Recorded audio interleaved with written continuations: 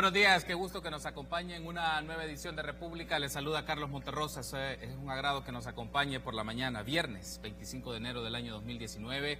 Lo vamos a dedicar todo el programa para hablar de la observación electoral y el monitoreo del proceso electoral. Cada vez estamos cerca del 3 de febrero, celebración de los comicios presidenciales en nuestro país. Es importante conocer qué elementos marcan toda esta observación, qué aspectos es importante identificar del trabajo del Tribunal Supremo Electoral, de los partidos políticos, de las candidaturas, entre otros aspectos. Y en esta primera parte vamos a hablar con dos personas que van a hacer este ejercicio de observación electoral desde la perspectiva nacional. Y es un gusto para mí recibir a Luisa Solano, investigadora del Departamento de Estudios Políticos de FUSADES, y también es un gusto para mí recibir a Emma García Prieto, directora de CREO. Buenos días, bienvenidas a República. Buenos días, Emma, bienvenida. Buenos días, muchísimas gracias por la invitación y atento a sus preguntas. Gracias a usted por tomar la invitación. Luisa, bienvenida a República, qué gusto que nos acompañe. Gracias, Carlos, por el espacio. A ustedes por tomar la invitación y si les parece, bueno, iniciamos un poco esto antes de hablar con detenimiento, Emma, de la observación electoral. ¿Cuál es la lectura que hace CREO de cómo se ha estado desarrollando la campaña, las actividades que se han estado dando y qué elementos en este balance se puede hacer favorables o desfavorables que ha marcado esta campaña electoral y lo que han dicho o lo que han hecho las diversas fórmulas presidenciales? Pues desde CREO, como programa de jóvenes de FUSADES, estamos convencidos del poder de la juventud en esta elección. Estamos convencidos que los jóvenes somos los que podemos marcar la diferencia y de verdad poner al próximo presidente. El padrón electoral no miente, el 50.2% del padrón está conformado por jóvenes de 18 a 39 años y ahí está cualquier elección. Entonces, por eso es que vemos también un rol bien agresivo por parte de los candidatos en cuanto a redes sociales, a tratar de convencer al joven, en tratar de amarrar su proyecto de gobierno con un eje central en la juventud. Obviamente hay cosas buenas y cosas malas que resaltar dentro de la campaña. Creo que lo bueno es que ya dentro de todo los 4 candidatos han presentado un plan de gobierno. Eso es algo que hay que resaltar, que los jóvenes tienen la oportunidad de estudiar esos planes de gobierno. Lo malo, obviamente, también, todo el mundo lo sabe, es este movimiento de fake news. Las noticias falsas han estado, pues, por lo mismo bombardeando a los jóvenes, porque somos la mayoría, y es sumamente importante que el joven se informe, que el joven critique y que el joven cuestione todo para poder así llegar a la verdad. Uno de los asuntos también, ya que lo menciona Emma, Luisa, es la presentación de los planes de gobierno, de las fórmulas presidenciales, aunque también una pregunta que deriva de esto es ¿por qué tan tarde? Quizás, pues, en el caso del Partido Arena recientemente lo ha presentado, antes de eso fue el Partido Gana y el primero que lo hizo fue el FMLN y el Partido Vamos, que entiendo también ya ha presentado o está por presentar su plan de gobierno. El punto es, lo hacen ya en el tramo final de la campaña cuando probablemente la expectativa es que en los primeros días ya se conozca un plan de gobierno y en función de eso hacer las preguntas, los comentarios, las críticas y el conocimiento de lo que está proponiendo. Bueno, evidentemente un plan de gobierno es un instrumento para poder, digamos, analizar cuál es la propuesta de cada uno de los candidatos, de cada uno de los partidos en contienda. Creo que para la ciudadanía es un elemento también de contraloría y de auditoría a las acciones que se plantean hacer durante los próximos 5 años. Entonces, el hecho de poder compararlos, de poder estudiarlos y de tener un tiempo, digamos, razonable, sí es importante para la ciudadanía, le facilita, digamos, el tema de voto informado y de decidir por qué candidato va a votar. Pero también, digamos, más allá de simplemente presentar los planes, lo que creo que también es importante es ahondar un poco en el contenido de los programas. Digamos que es importante que en cada una de las acciones no únicamente se presenten propuestas innovadoras, que está bien, que se alaba, digamos, que se haga ese esfuerzo de presentar ideas innovadoras, pero también es importante saber con qué se va a financiar, en qué plazo se va a realizar, cuáles son los indicadores bajo los cuales se van a medir estas propuestas, de qué forma nosotros ciudadanos podemos estar evaluando, digamos, si determinado candidato obtiene la presidencia, vamos a poder evaluar el cumplimiento o no de las promesas, el impacto que estas tienen, digamos, los programas, no es únicamente la realización, sí es importante ver la eficacia, digamos, de la administración pública, pero también es importante analizar cuál ha sido la eficiencia y el impacto que han tenido los programas. programas. Y digamos que de esta forma, en general, los programas carecen, digamos, de algunos de estos elementos que le permitan a la ciudadanía hacer un balance un poco más profundo. Todavía en los programas de gobierno parece ser que no se comprometen en mostrar indicadores o maneras de darle seguimiento a lo que proponen y todavía quedan en generalidades o en objetivos o propuestas muy generales y la gente no puede asociar esto en la práctica cómo se hace o esto cómo si es factible llevarlo a cabo, y deja la impresión que en términos generales los planes de gobierno todavía están en esa generalidad, en esa superficialidad. Correcto, yo creo que los planes de gobierno deben responder a qué se va a hacer, cómo se va a hacer, con qué se va a hacer, cuándo se va a hacer y cómo lo vamos a evaluar. Entonces, si no tienen, digamos, todas estas 5 preguntas, no tienen las respuestas, cada una de las propuestas, entonces sí son, digamos, planes que están un poco vacíos todavía en cuanto a la oferta programática. Otro de los asuntos que mencionaban, si les parece, en el siguiente bloque ya hablamos de lleno al proyecto de observación que está desarrollando FUSADES y Creo.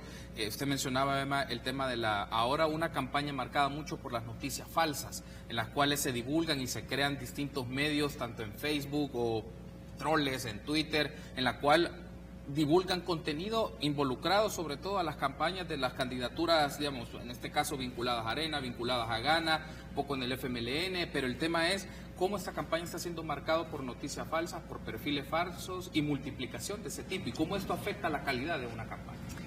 En Twitter y en Facebook creo que es un poquito más fácil determinar cuando algo es falso porque podés leer los comentarios y ahí la gente normalmente pone falso. Nos podemos dar cuenta que el Tribunal Supremo Electoral ha llegado al extremo de tener que estar desmintiendo noticias falsas, y de verdad que triste que estemos en esta coyuntura, que el ente regulador de las elecciones se tenga que tomar la tarea de estar desmintiendo noticias cuando de verdad que no deberíamos de estar en a menos de una semana de las elecciones, ya las tenemos encima, no deberíamos de estar en esta contienda así de sucia, pero el tribunal, gracias a Dios, lo está haciendo, y así lo están haciendo un montón de fuentes dentro de Twitter, por ejemplo. El problema, y ahí es donde yo veo un poquito más difícil desmentir algo, es WhatsApp, porque las cosas se viralizan en cuestión de segundos y lo mandamos en cadenas. ¿Cuántas veces no nos llega el mismo video en 5 o 6 chats en cuestión de media hora, verdad? Entonces WhatsApp es un poquito más difícil de controlar el contenido. Nosotros en la gira que andamos haciendo para promover el voto le decimos a los jóvenes que es sumamente fácil verificar una noticia. Podemos ver quién la escribe, podemos ver cómo está redactada, si hay errores de ortografía, podemos ver si lleva fuentes. Es súper fácil meter fuentes en un trabajo, y cuando yo le digo a Luisa, ella que vive escribiendo en FUSADES, con qué orgullo ponen sus nombres en los documentos. Uno cuando hace su tesis, con qué orgullo pone su nombre en el documento, pero no es esconderse detrás de un perfil falso para viralizar contenido falso, obviamente. Ahí está, insisto, en que los jóvenes tenemos que cuestionar todo, que no nos tenemos que quedar solamente con una versión de las historias, que nos vayamos directo a la fuente, que nos vayamos directo al Tribunal Supremo Electoral, que nos vayamos directo a una noticia verdadera, que es bien fácil saber cuándo son perfiles verdaderos, y obviamente pues el llamado, yo insisto en que los partidos políticos tienen que hacer su labor, porque no es justo que los mismos partidos sean los que viralizan información falsa o los mismos candidatos sean los que viralizan información falsa. Muy bien, si les parece, hagamos una primera pausa y al regresar hablamos de lleno ya del proyecto de observación electoral. Regresamos en minutos.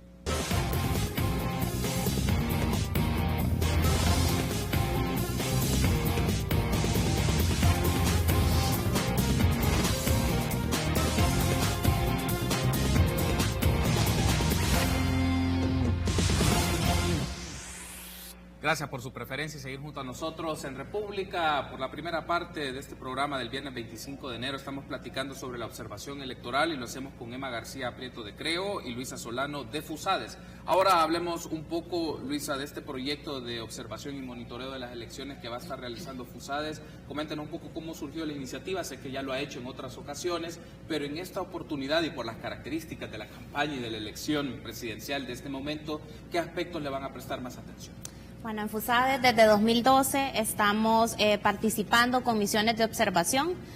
Cada vez, digamos, cada evento electoral hemos podido tener una misión de observación más robusta, más técnica.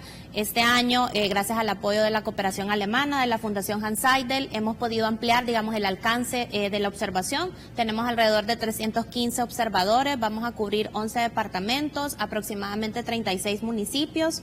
Y lo que nosotros buscamos es tratar de transparentar el proceso, de apoyar el día D, pero también hemos estado haciendo un monitoreo de toda la organización electoral durante toda esta etapa preelectoral, y también obviamente vamos a tener participación en la etapa postelectoral a partir, digamos, de la información que logremos recabar a través de los observadores en el campo el día de las elecciones. Vamos a presentar un informe tal como lo manda la ley 24 horas después, pero también vamos, digamos, a tomar insumos para poder presentar recomendaciones de cara a procesos electorales futuros y poder mejorarlos. ¿Y el despliegue en este caso, Luisa, es en todo el territorio o ustedes se centran en algunos departamentos o en algunas franjas? Sí, te comentaba, tenemos presencia en 11 departamentos, no es digamos, una misión representativa, no te puedo decir que tenemos representación en todo el territorio nacional, pero sí digamos que tratamos de tener personas en departamentos claves, en centros de votación claves, como para tratar de tener un pulso, digamos, de lo que está pasando el día de. Ok,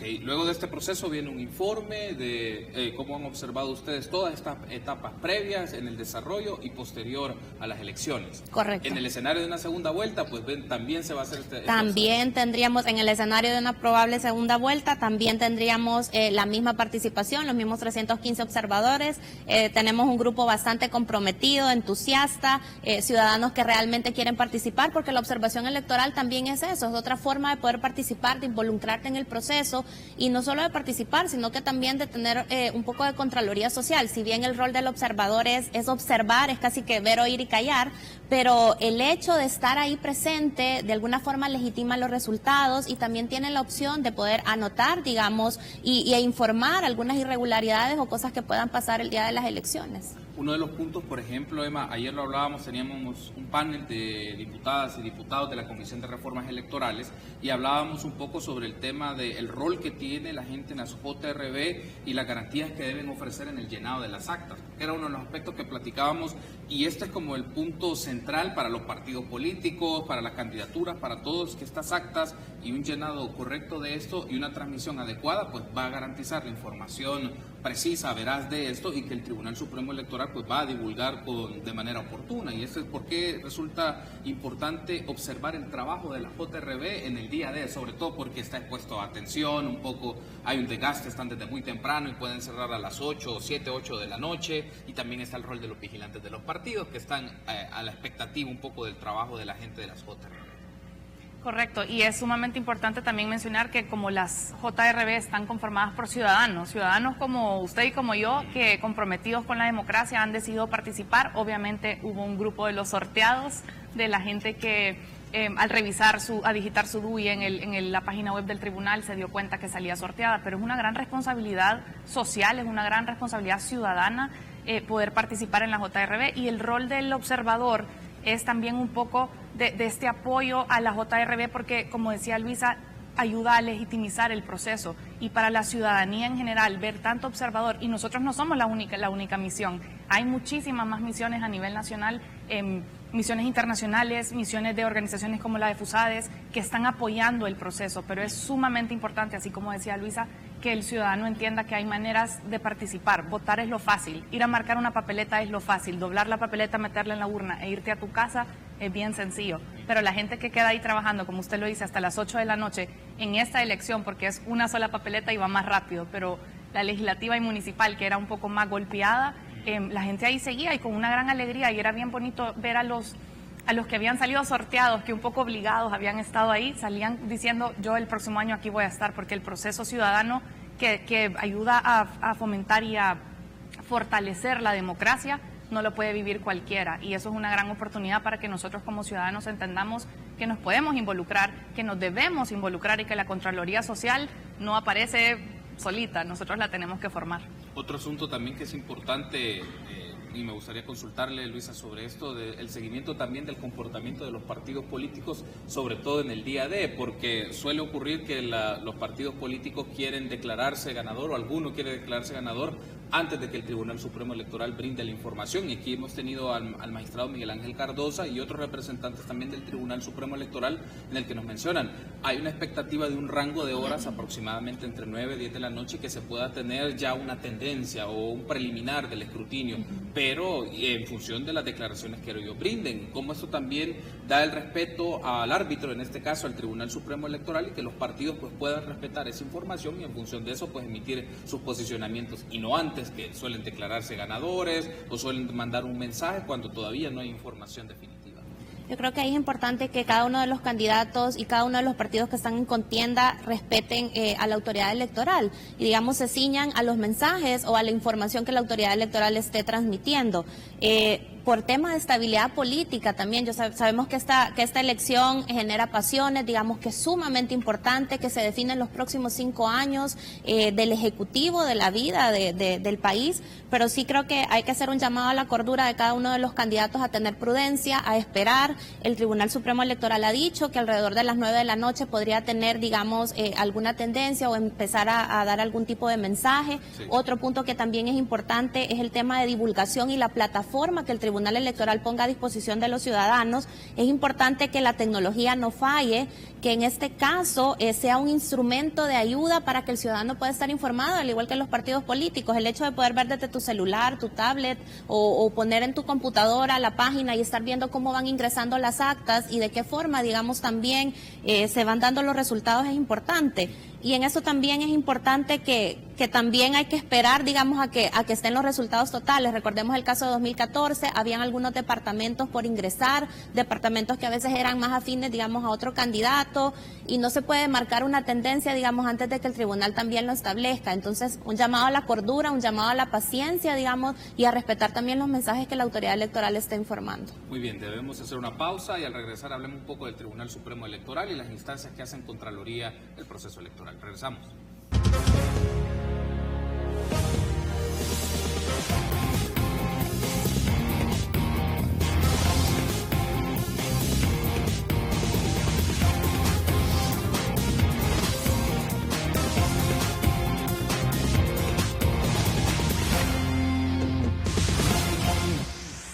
Último bloque de esta primera parte de República, que platicamos con Emma García Prieto y Luisa Solano sobre la observación electoral, y platiquemos un poco, Emma, del trabajo del Tribunal Supremo Electoral. ¿Cómo desde Creo están observando el trabajo del máximo organismo en el ejercicio de las elecciones, el Tribunal Supremo Electoral, que ha desarrollado varias actividades, algunas de carácter jurisdiccional, otras más de carácter administrativo, pero el ojo se centra en el trabajo del Tribunal Supremo Electoral, no solo en lo logístico, en lo tecnológico, en la divulgación de información, en también hacer señalamientos del uso de información falsa o de la misma campaña electoral. Desde Creo, ¿qué elementos consideran ustedes en evaluación del trabajo del Tribunal Supremo Electoral?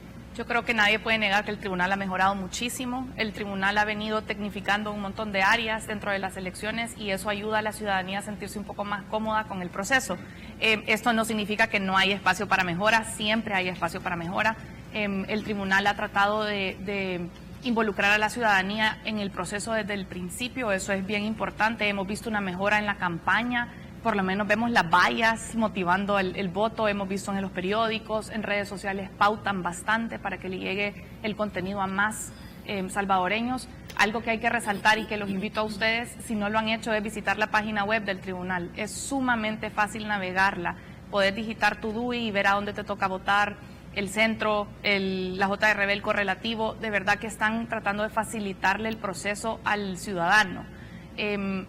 Siento que ha mejorado bastante en el tema de la tecnología también. Vimos en el pasado simulacro que vamos a poder ir monitoreando en tiempo real el proceso de las actas.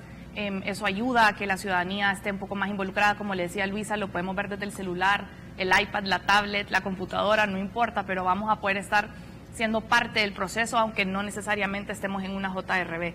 Eso ayuda a tranquilizar a la gente, eso ayuda a que el proceso sea más transparente y que las personas tengamos más confianza en el máximo ente de elecciones. En este caso, Luisa, el análisis que hace el Departamento de Estudios Políticos del trabajo del Tribunal Supremo Electoral, ya nos mencionaba Emma, que ha venido tecnificando, se ha venido ampliando un poco la cobertura también tecnológica y de divulgación de los datos, pero también hay una discusión que tanto el Tribunal Supremo Electoral fortalece sus capacidades y sus competencias jurisdiccionales y administrativas, sobre todo en lo jurisdiccional, porque es la máxima instancia de carácter electoral y cómo es algo que también va sentando precedentes de su rol en el sistema político.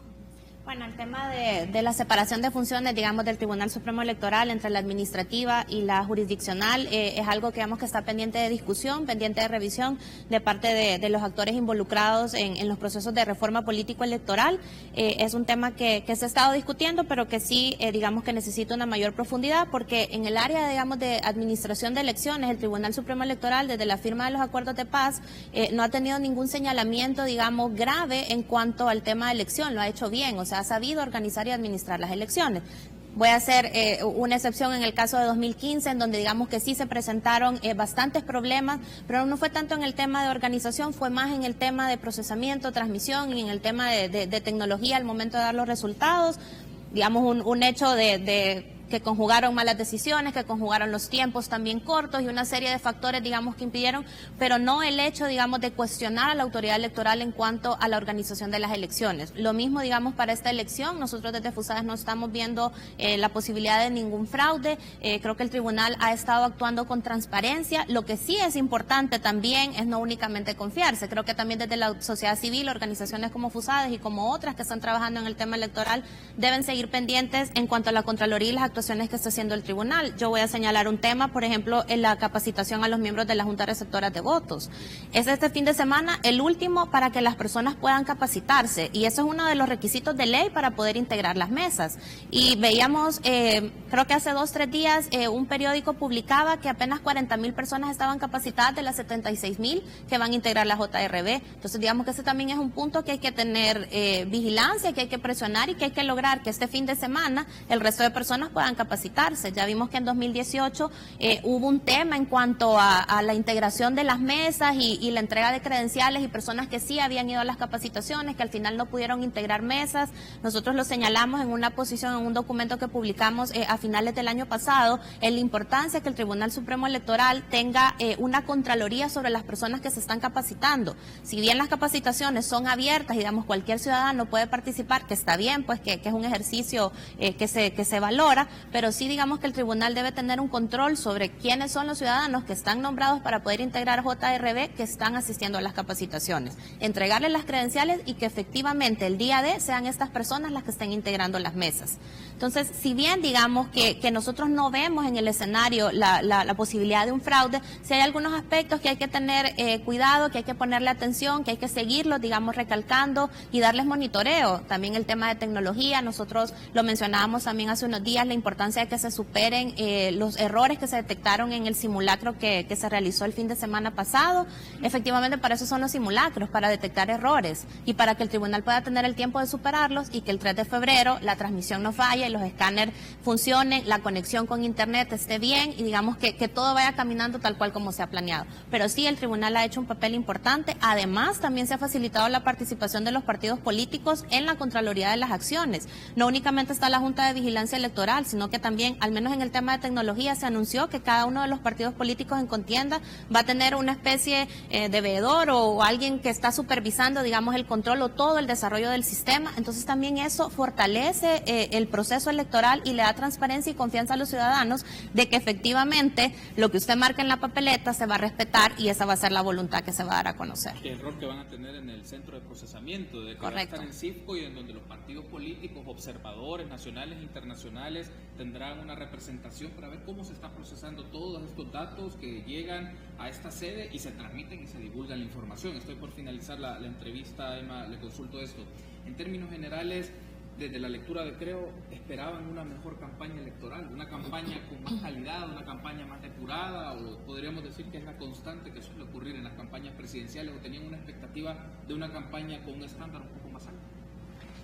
Sí, yo creo que siempre la respuesta es que hay espacio para mejora, en especial en una campaña que ha sido sumamente agresiva, en una campaña que se ha especializado en como ataques, ¿verdad? Y por lo mismo ya lo hablamos al principio del efecto de las redes sociales en la vida cotidiana de un salvadoreño, y a eso súmele que estamos en proceso electoral.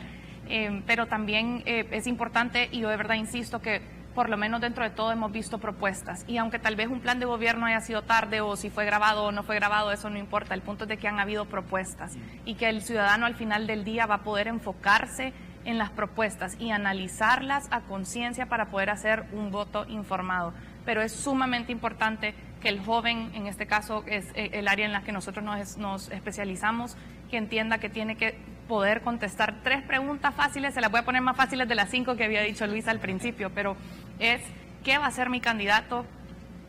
¿Cómo lo va a hacer? Y la más importante de todas, y si pueden contestar esta, ya están súper preparados para las elecciones, pero no sé si todos podemos contestarla porque no nos han dado la respuesta. ¿Con qué recursos lo van a hacer? Al final del día son nuestros impuestos los que van a poner en práctica para la mejora de la vida de los salvadoreños, y si podemos contestar esas 3 preguntas es porque hicimos la tarea ciudadana de informarnos y de poder elegir al próximo gobernante del país, que son 5 años. Ayer me decía un joven en Sonsonate que era su primera elección, tenía 18 años, y le digo, imagínate que en 5 años que vas a tener 23 y vas a estar en este proceso otra vez, y me paró cara como, uy, 23, qué viejo voy a estar. Yo le digo, exacto, prepárate porque son 5 años que van a controlar tu vida en materia educativa, social, si tenemos seguridad, de empleo. De verdad que es mejorarle la vida al ser humano, y la política bien hecha es la mejor manera de ayudar a los salvadoreños. La política mal hecha es la mejor manera de destruirle la vida a los salvadoreños. Claro, eso no lo podemos negar, ya lo hemos vivido, pero tenemos que poner nosotros de nuestra parte como ciudadanos para elegir al mejor gobernante y así poder sacar El Salvador adelante. Bueno, hay un asunto, aprovecho un par de minutos, pero lo consulto, dado de esta mención que hace, Emma, es el tema o una solicitud que se ha hecho, y en este espacio lo hemos tenido con diversas personas que hacen análisis y conocimiento de las realidades, que las candidaturas o las fórmulas pudieran dar un anticipo de quiénes podrían ser su equipo de trabajo, o quiénes podrían conformar un gabinete. Entonces es un aspecto que me gustaría discutirlo con ustedes. Debo hacer una pausa, pero si les parece, al regresar les planteo esta pregunta y me gustaría tener su valoración sobre ello. Volvemos en minutos.